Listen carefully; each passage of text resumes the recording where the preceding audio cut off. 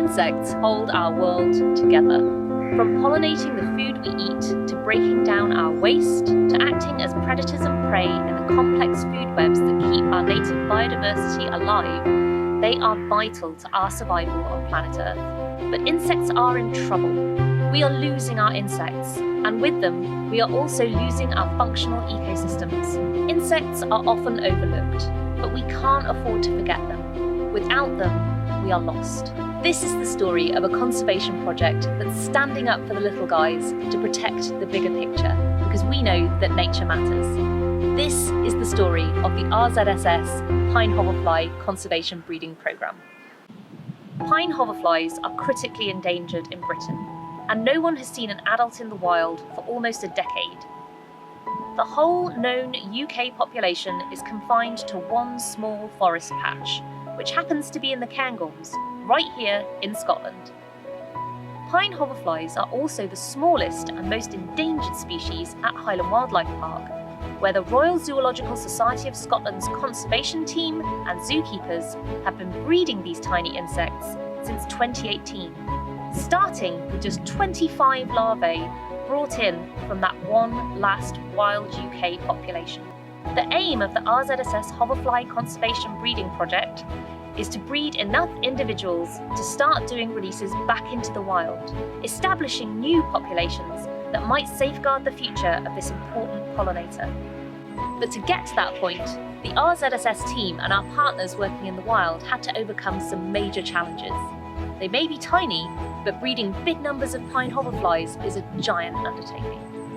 Like many insects, pine hoverfly have multiple life stages: larvae, pupae, and adults. And all of those life stages have different habitat requirements, which we have to mimic at Highland Wildlife Park in order to breed them safely and successfully. We use a range of materials from jam jars to hummus pots through to specially designed flight cages so that our flies have the best chances of success. Adults live for just 4 to 6 weeks, so the team has a very small window to facilitate mating and egg laying for the following season. Until May 2021, we were working from a tiny converted shed.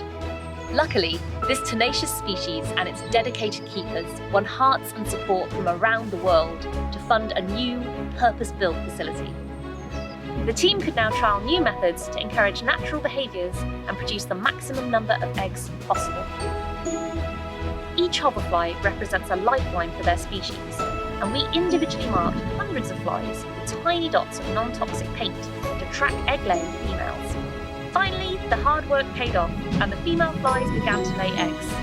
2021's breeding season produced over 8,000 larvae, a huge moment for the project team and our partners who have fought to keep the future alive for pine hoverflies in Britain. With this number of individual larvae now at Highland Wildlife Park, releases into the wild were finally a possibility, but finding the right habitat to release them into is crucial. While we've been breeding pine hoverflies at Highland Wildlife Park, the Rare Invertebrates in the Cairngorms project has been preparing habitat at specially selected sites that are managed for conservation by Forestry and Land Scotland and the RSPB. In October 2021, the big day finally arrived, and with our precious cargo carefully packed up in jam jars, we set off in convoy to release 3,000 larvae into the wild. This is just the first step, and across 2022, we'll be releasing thousands more larvae into these specially selected sites, as well, of course, as keeping our conservation breeding programme going at Highland Wildlife Park. If successful, this year, adult pine hoverflies will emerge from pupation into sites that they've been missing from for decades. They will have the chance to feed on and pollinate rowan trees. Hopefully, they will lay their eggs in pine tree rock holes and produce larvae that break down organic waste as they grow. They may also play a part in the food chain as prey for birds and amphibians. If enough of them survive and reproduce, new populations of pine hoverflies may start to establish at these release sites. For now, we're playing a waiting game to see if we're successful. If we are, we'll have played a part in helping piece this ecosystem back together. But the real starring role goes to the pine hoverfly, a perfect example of why nature matters at a very small scale and a much bigger one.